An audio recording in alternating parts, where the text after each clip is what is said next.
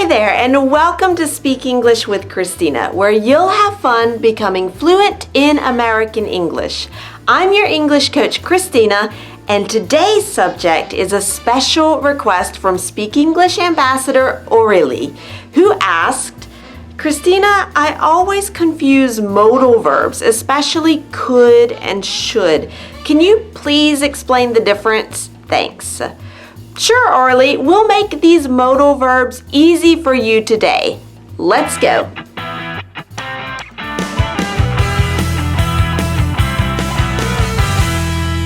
These little confusing bits of English are easy to correct if you have simple, clear explanations. For example, in my book, What the Fought, you'll get concise explanations and corrections for 32 very common, frequent mistakes in English so that you can instantly speak more correct English.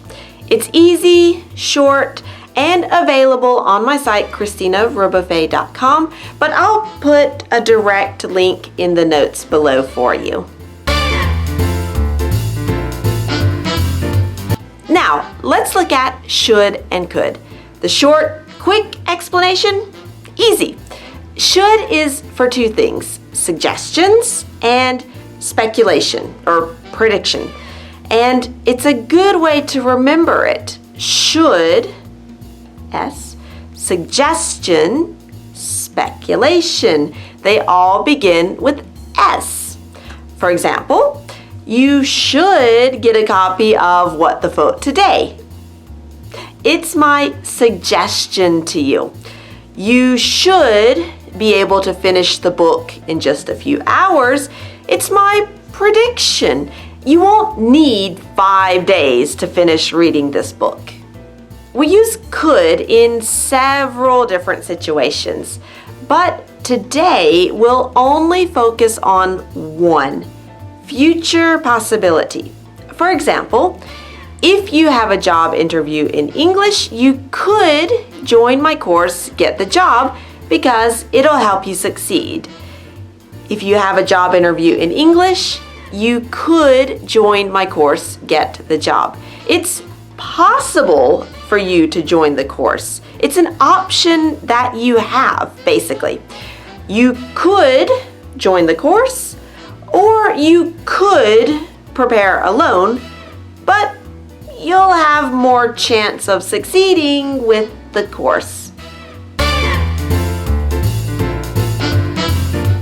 You're probably already familiar with should for suggestions, so let's jump right into practicing it. Here's a little exercise for you. I'll give you 2 problems that I often hear from Speak English ambassadors. Think about some suggestions that you could give them and write them in the comments. Problem number 1, I don't have time to learn English. What should I do? I don't have time to learn English. What should I do? Problem number 2, I don't feel confident when I speak English. What should I do? I don't feel confident when I speak English.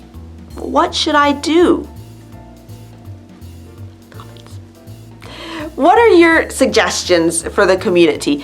Tell us in the comments using should.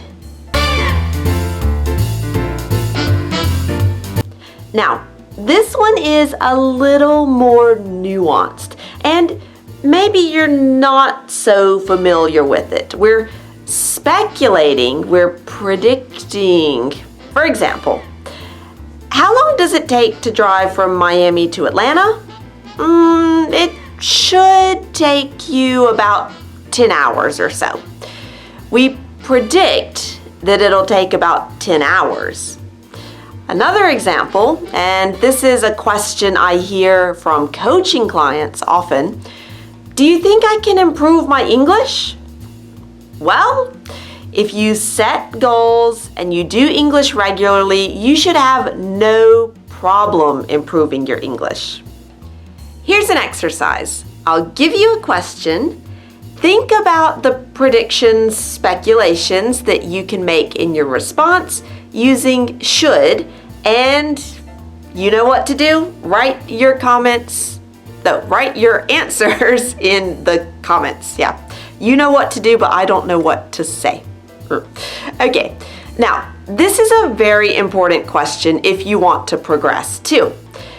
How many times will you be able to study English this week? How many times will you be able to study English this week? What is your prediction? Put it in the comments using should.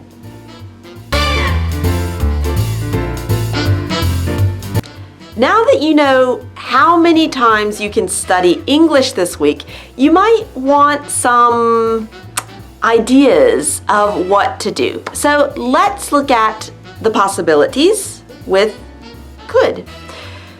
Well, you could learn a new fluency technique with this video, how to stop translating in your head. Or you could listen to a podcast for learning English, like All Ears English.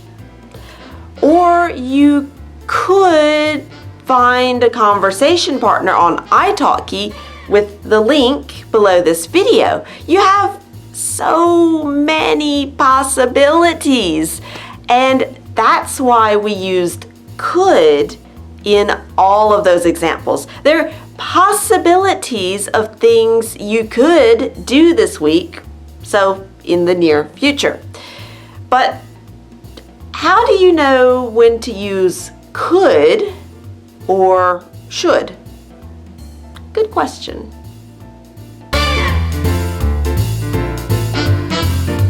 Sometimes these little nuances are not always simple, but I'll try my best to make it easy for you to master this one.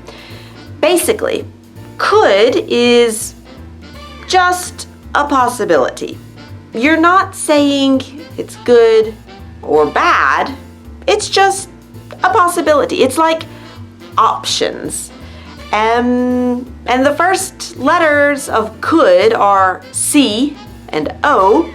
So think of could as C options, or let's see our options. I don't know.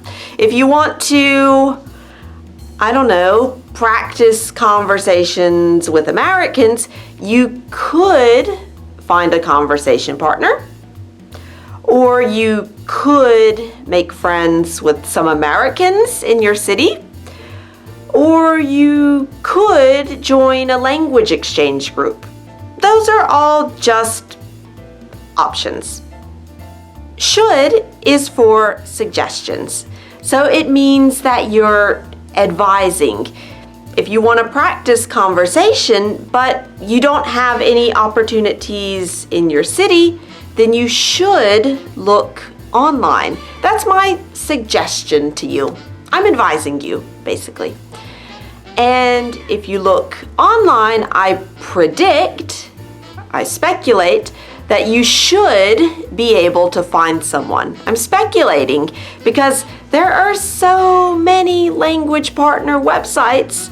So if you really want to find a partner, you should be able to find one. That's my prediction. Now, what about you? You've got some opportunities to practice here. So tell us in the comments, what should someone do if they don't have time for English, or if they don't feel confident?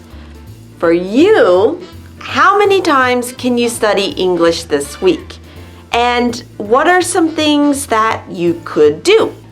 Tell us all about it in the comments so I can check your answers and be sure that you practice English.